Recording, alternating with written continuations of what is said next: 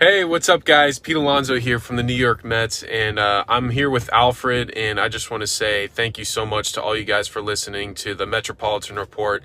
It's a really awesome show. You got some great insight on Mets baseball, and yeah, it's a great place where Mets baseball is talked about, and we got a lot of really fun stuff coming up this year. And a lot of really great things coming from this team in the clubhouse, and I'm really excited to keep the ball rolling. And it's been such a fun season, and I'm really thankful for everybody coming out to the ballpark and supporting us. And it's just been absolutely tremendous. So thank everybody for listening to the Metropolitan Report. And Alfred, keep doing your thing. And as always, LFGM. Hey everybody, it's Alfred Jr. back with another Metropolitan Report. And before we begin this Metropolitan Report, I just want to remind everybody that if you enjoy this podcast, if you like the content on the channel, just go down right below right there and make sure you hit the subscribe button. That way, every time we post something new, you get a notification about it. You'll be one of the first ones to know. So again, hit that subscribe button. Sound off in the comments if you agree with something I say, disagree with something I say, or if I overlook something that you wanted me to talk about. And last but not least, make sure that you share this podcast with other Mets fans and those who like baseball and those who like sports talk. So greatly appreciate it. So today on the Metropolitan Report, it's going to be a very loaded show. My apologies, we haven't had a show in 2 weeks due to scheduling conflicts on my end, but we got a loaded show. The Mets, since our last podcast episode, which was 2 Fridays ago, the Mets have made some great progress here. Uh, in the last 2 weeks, two series sweeps over the Colorado Rockies, a split series with the Dodgers, and now from Tuesday up until yesterday, they've had a series sweep against the Washington Nationals. The Mets are going to open with a series in a couple of hours against the Tampa Bay Rays, an opponent in the AL East that the Mets not too familiar with. The Mets don't play the Rays very often, so this series should be interesting, but lots of developments, lots of breaking news, but the Mets are playing really well. The Mets entered today 21 games above 500, first placed in the NL East. And this Mets team, 45 and 24, they've won 65% of their games, 8-2 in the last 10. At home, they just can't seem to lose, 27 and 7, MLB best record. And this Mets team is just tremendous. Um, what more can I say? They have the best record in all of baseball right now. On their heels are the Detroit Tigers, but other than the Tigers, nobody's coming close. The Mets are 5.5 games up on the Phillies for first place. Nobody else in the rest of the division is even close. Nationals in third, Braves in fourth, Marlins in fifth. But this Mets team, the offense has been good as of late. The big three are all hitting in Juan, Soto, Francisco Lindor, and Pete Alonso. The pitching has been phenomenal. David Peterson on Wednesday had a complete game shutout. He pitched all 9 innings against the Washington Nationals, shut them out. Clay Holmes has been good all season. There were concerns. I had concerns about his transition from closer to starter, but he's quelled those. And then Griffin Canning has been the surprise revelation of the season. Kodai Senga, and more on him later. He's looked every bit of an ace as possible. So this Mets team, rocking and rolling. The bullpen has been great. Reed Garrett, amazing. He should go to the All-Star game. Huascar Brazaban has been good. Edwin Diaz as the closer, lights out. So not much to complain about with this Mets team. But let's get into some injury news here. First off, a couple of injuries on the team. While the team was in Los Angeles, Mark Vientos ended up getting hurt. He ended up with a hamstring pull. He is said to be ramping up in anticipation for a return sooner rather than later. Vientos ramping up for a return. He should return sooner rather than later. Vientos resumed baseball activities about 2 days ago. So Ronnie Mauricio, who was called up in response to Vientos getting hurt, he may be the odd man out.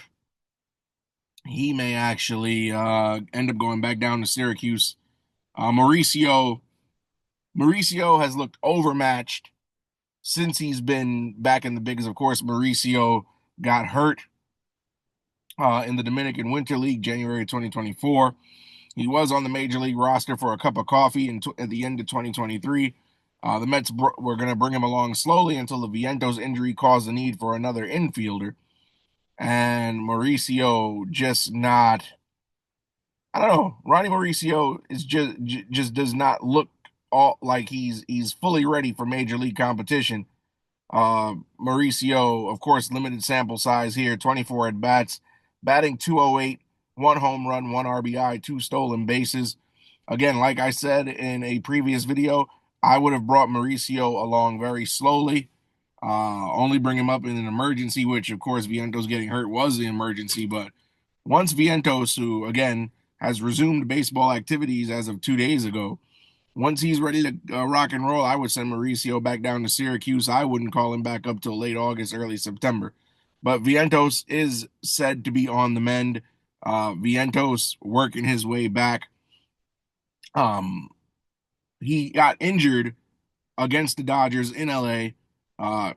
He hit a ball, he ran out of the box, and he fell while running, keeled over, and immediately grabbed the hamstring. So that was not good there. Speaking of hamstring injuries, Kodai Senga. Oh boy. And for a guy who only pitched one game in the regular season last season and went out with a hamstring injury, when you see him keel over into the grass, not a good sign whatsoever. Kodai Senga got hurt in yesterday's finale against the Nationals. He was running to first as Pete Alonso fielded a ball. Pete threw the ball a little high. Senga had to make a leap to come down with that ball. He did get the runner out, but then keeled over immediately and rolled over and grabbed his hamstring. Kodai Senga has been placed on the injured list. He's on the 15-day injured list as of right now. No word on how severe the hamstring strain. I'm sorry, I'm a bit tongue-tied. No word on how badly the hamstring has been strained, but the Mets are gonna keep an eye on it. They have not released the results of the MRI yet, but he's gonna be on the injured list. In response to Kodai being put on the injured list, the Mets have recalled Max Kranick. Of course, Kranick was optioned a couple days ago to Syracuse. And some people are saying, well, what do the Mets do? Their ace of the staff is now hurt on the injured list. Should the Mets make a trade? What should they do? Here's the thing. The Mets don't need to make a trade. The Mets in their rotation still have Clay Holmes, who I said earlier, still is pitched phenomenally all season up until this point. Griffin Canning has been the surprise revelation. David Peterson, who just came off of a complete game shutout and has looked good all season. Tyler McGill, who's been up and down, but more up than down. And then they have the recently returned Paul Blackburn, who in his first start of the season went ahead and squared off with the almighty Los Angeles Dodgers, struck out Shohei Ohtani twice, and gave you 5 scoreless innings. He's since been put into the bullpen because there's no room in the rotation, but they have a guy in Blackburn who will now slot into the rotation, I would believe. And then, of course, Sean Manaea, he's still a little bit away. He's had a couple of rehab starts in Single A Brooklyn. And Frankie Montas is close to a return. So that's going to be 7 possible starters you're going to have to deal with. Of course, in this conundrum, somebody's going to have to get DFA'd or sent down to Syracuse. My bet would be Tyler McGill since he still has an option. But yeah, even though that would be very unfair given how he's been pitching all season. But the Mets do not need to make a move. That would be a panic situation. When you look at the teams who are going to be sellers at this deadline, the Colorado Rockies, Miami Marlins, Washington Nationals, the Pittsburgh Pirates, and the list could go on and on. The Chicago White Sox. None of these teams, from looking at their rosters, have any talent that I would want to give up anything to acquire. Now I know some people say, "Oh, the Pittsburgh Pirates, they have Paul Skeens," but the Pirates are not letting go of their future. Even though Skeens is not having as good of a year this year as he had last year, the Pirates are not going to let go of Skeens. And if they do want to let go of Skeens, it would take a mega haul to get a guy like Paul Skeens off the Pirates. The Rockies have nobody of interest. All their ERAs and win loss records are blown to shreds. Um, yeah, you look around the rest of the majors at all the bad teams. It's just slim pickings. It's not enough there. Not enough there at all. I got to give David Stearns a lot of credit here. He's taken a lot of these reclamation projects, not just with pitching, but positions overall. Um, he's taken guys who may not have been given a shot or been given up on elsewhere, and has turned them into some serviceable players. The Tyrone Taylors, the Huascar Brazabons, and the list goes on. And I was one of the people who said, let's give Corbin Burns a shot. And I got mad because Stearns didn't even make Burns an offer. And look at him now, Tommy John. So, but Kodai Senga, the best case scenario, he's not on the 60-day IL, on the 15-day IL. I do not believe the Mets should go making a trade for a starting pitcher because the Mets have plenty of starting help. Of course, you look in the minors as well. You could promote somebody from Syracuse. Brandon Sproat is down there. We saw Blade Tidwell for one game this season before he got sent back down. So the Mets do not immediately need to make a trade for Kodai Senga's replacement. Again, I would just move Blackburn out of the bullpen, put him back in the rotation. They called up Kranick. Kranick is going to take Blackburn's spot in the rotation, and we'll be good from there. So again, Kodai Senga, hamstring strain, he's going on. It's going to be the 15-day injured list, and I do believe that we will get him back relatively soon. Now, during all of this winning that the Mets have been doing, I got to give a shout out to my guy, Pete Alonso. Pete Alonso is having a heck of a month of June so far. You want to look at Pete Alonso's numbers in June? Well, here we go. Pete Alonso for the month of June, batting 349 with an on base percentage of 451, slugging 837. Yeah, he's been hit by a pitch 3 times. In that span, 6 home runs, 20 RBIs. This was a guy in Pete Alonso who, in spring training of last year, was offered a 7-year extension, but he felt he should have been offered more money. He declined. Had the 1 year last year. He had a down year by his standards.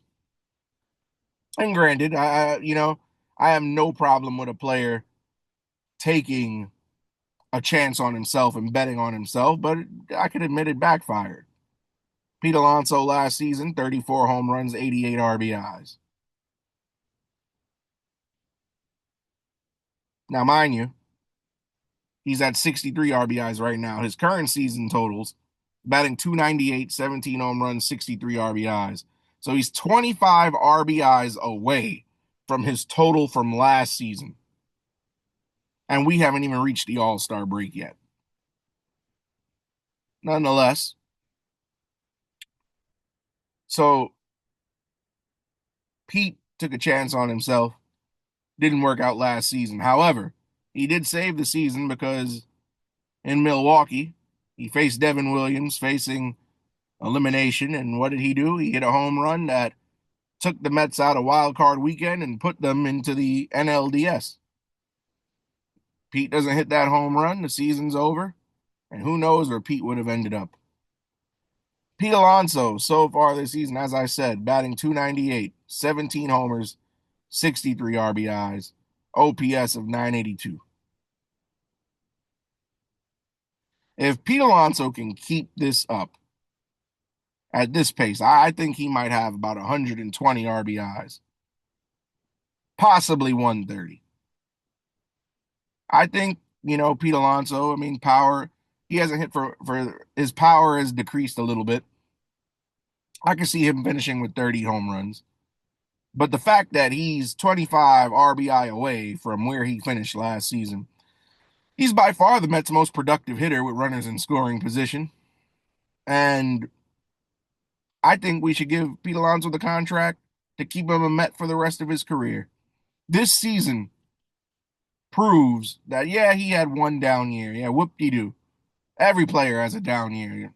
I mean, we all love Juan Soto, but by his standards, he's having a down year this year.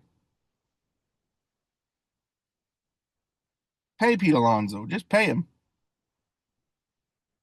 If I'm David Stearns looking at Pete Alonso is 30 years old, right? He'll be 31 in December. I say just give him the 7-year deal or give him a 6-year deal.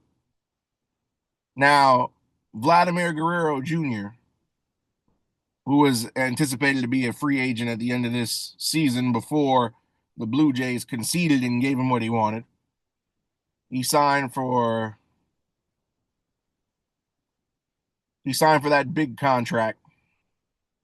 And if we look at that contract, Vladimir Guerrero got 500 million at 14 years.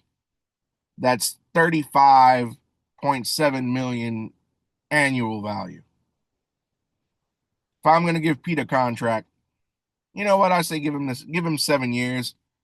He could DH once he gets older, take him out of the field. He'll be 38 by then. Give him 7 years. And I say if we want to give him the money,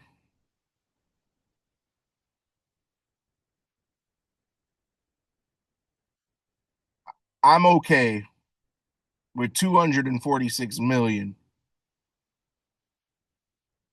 for the 7 years. That puts him at 35.1 million a year.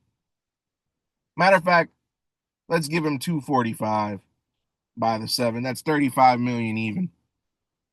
You look at Pete Alonso for his career, the man, and I'm not just saying this because he's a friend of the show. He does the intro for the show every episode, but Pete Alonso's more than earned it. You look at his resume.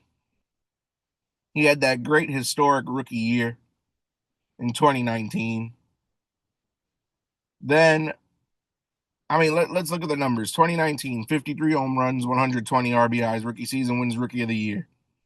2020, the COVID shortened season, we're not going to talk about because 60 games, you can't really do that much. 2021, 37 home runs, 94 RBIs. 2022, 40 home runs, 131 RBIs. The year the Mets won 101 games. 2023, 46 home runs, 118 RBI, and a lost season. 24, Mets to get to the NLCS. He plays a smaller role, 34 and 88. And as of right now, he has 17 and 63. Look at batting averages. Rookie year, 260. 2021, 262. 2022, 271. 2023, 217. 2024, 240. And 298 as of right now.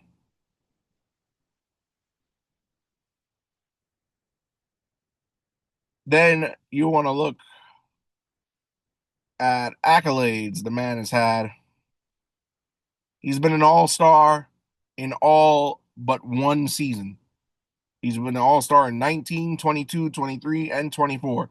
So even with a bad year last year, the man was still an all-star. Now, granted, he didn't make the all-star team in 2021, and there was no all-star game in 2020. So he was eligible for 5 all-star games and made 4. And again, rookie of the year in the National League 2019, 4-time all-star, and for what it's worth, 2 home run derby wins. Even though that's not indicative of your play on the field with your team, but it's 2 more trophies in his cabinet. Pay the man. Now I know Stearns doesn't like to spend money. He spent the boatload. He and Steve Cohen spent the boatload on Juan Soto, but Pete Alonso is going to be worth it. I'm just looking at the production. He is the most productive hitter in the lineup this year. Aside from last year, a year he was also an all-star, mind you, which should have also been an incentive to at least try to give the man some type of better deal than what you gave him this year. I mean, the numbers are speaking for themselves. If you want to look at rankings of where Pete Alonso ranks, as we pull it up here so I could give you guys the accurate take, his 298 average is 18th best in the league. His 17 home runs, he's tied for 9th. OPS at 982 is the 5th best in baseball, and his 63 RBIs are leading the league. What else does Pete Alonso have to do to earn the contract? Now, if you guys think I'm wrong, sound off in the comments and tell me that you don't agree, and then we could have a discourse. And if somebody makes some sense, I'll admit your take is better than mine. I have no issue with that.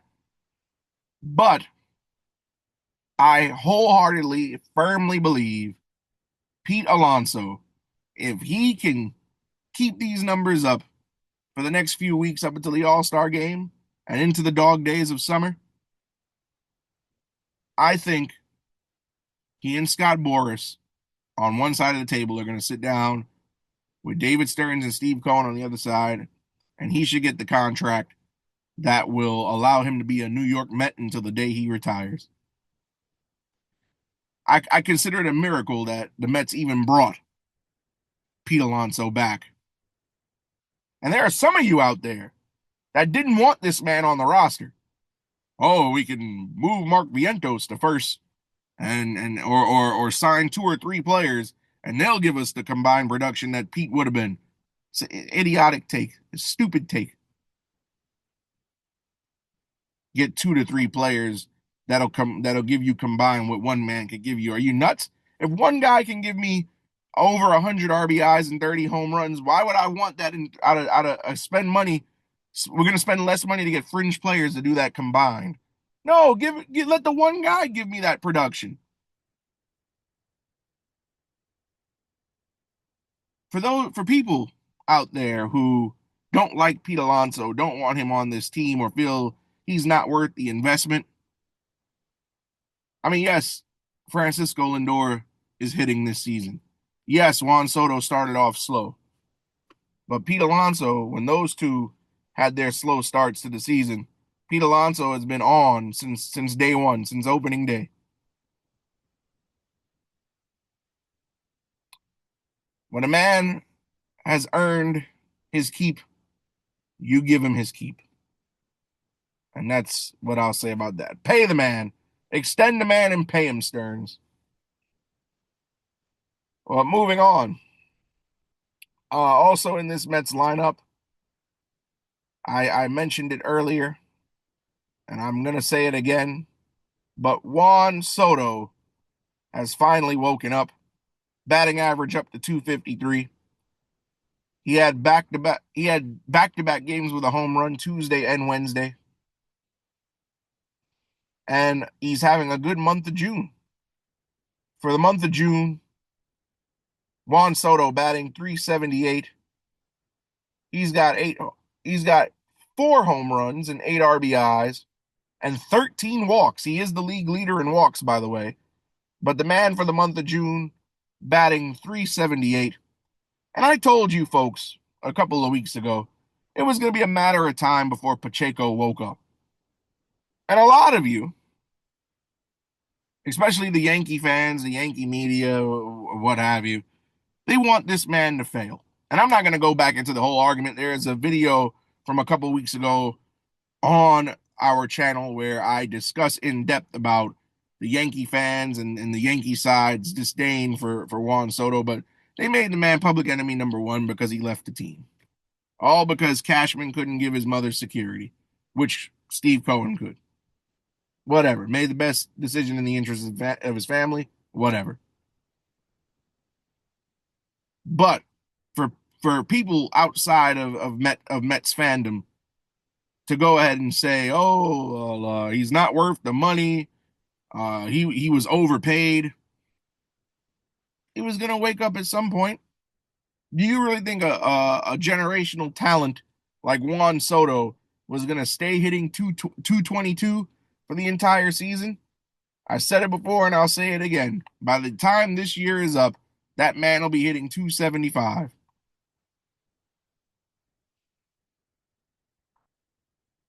He's the highest paid player in baseball. Sometimes that pressure gets to you. People forget the man is human. But he's been hitting this month, and I got to give him that credit. I have to give him that credit. Again, for the month of, he started the month of June with a 231 average, and he's boosted his average by 23 points. 22 points, I'm sorry. He ended May batting, for the month of May, he was batting 219. So far in June, 378. On base percentage, 549. The man's drawn 13 walks. He leads the league in walks. I would like to see more RBIs, but 4 home runs and 8 RBIs so far this month. And the Mets have, and he's played what? 1, 2, 3, 4, 5, 6, 7, 8, 9, 10. In 11 games, 13 walks and 8 RBIs, I'll take it. And I guarantee you, as the weather gets better, we're going to have better numbers from Juan Soto. Again, his batting average at the end of last month was 231. He's up to 253. It's going to continue. He will continue to hit without a shadow of a doubt. So all of this Juan Soto chatter, very unnecessary. All right, looking forward to tonight's opening game of this series against Tampa Bay. The Mets start a 3-game series at 7 p.m. just a couple hours from now. It is 3:30 p.m. as we are recording. The Mets playing the Tampa Bay Rays, who are 36-32. His Rays team 4 games above 500 in the very tough AL East, which is run roughshod by the Yankees. They're third in that division, 6.5 games back. There'll definitely be a wild card. They'll be considered for a wild card. They're a wild card contender. With the amount of wild card teams that are in the playoffs every year, I could see Tampa Bay sneaking in and being a wild card team. But the pitching matchups for today is going to be Clay Holmes, who's 7-3, 2.95 ERA, going up against Taj Bradley, who's 4-5 with a 4.58 ERA. Then tomorrow, it's going to be Tyler McGill, 5-4, 3.76 ERA, up against Drew Rasmussen, who has a 5-4 record with a 2.22 ERA. And then in the series finale on Sunday, Father's Day, Griffin Canning, who's 6-2 with a 3.22 ERA, goes up against Shane Baz with a 5-3 record, 4.97 ERA. So all 3 of these pitchers that Tampa Bay is trotting out against us in this series, they're all serviceable arms. And Tampa Bay, they've got a heck of a lineup here. So don't let that slightly above 500 fool you. You gotta be careful with guys like Yandy Diaz. Yandy Diaz batting 256, 10 home runs and 39 RBIs. You gotta watch out for Jonathan Aranda, .314 average, 7 home runs, 36 RBIs. And of course, even though his batting average is down compared to seasons of past, Junior Caminero can always hurt you with a .249 average. He's got 15 home runs, 41 RBI. So this Tampa Bay team they have the capability of giving the Mets a run for their money here. Now, keep in mind, yes, the Mets have swept 2 consecutive series. Of course, that last weekend series against Colorado, and they swept the Nationals just now, and they've swept 3 of the last 4 series. Colorado weekend before last, then the Dodgers, they split. Colorado was a sweep again, and the Nationals, but outside of that Dodgers series, the Mets have not played top tier competition. The Tampa Bay Rays will be a slight step up in competition. Actually, no, a major step up because Colorado, everybody's a major step up from Colorado, but there'll be a step up from Colorado and Washington. So it remains to be seen. My prediction, the Mets are going to win 2 out of 3. I predict them winning tonight and Sunday. I think they drop tomorrow. Just my personal opinion. But yeah, so that's been this Metropolitan Report. I'm Alfred Parsar Jr. Stay tuned to the channel because we'll be dropping content periodically before we return on Monday. And again, my apologies for the inconsistency in uploading the last 2 weeks, but we are here to stay. There are no issues going forward. So with that being said, sound off in the comments, share this podcast, and LFGM.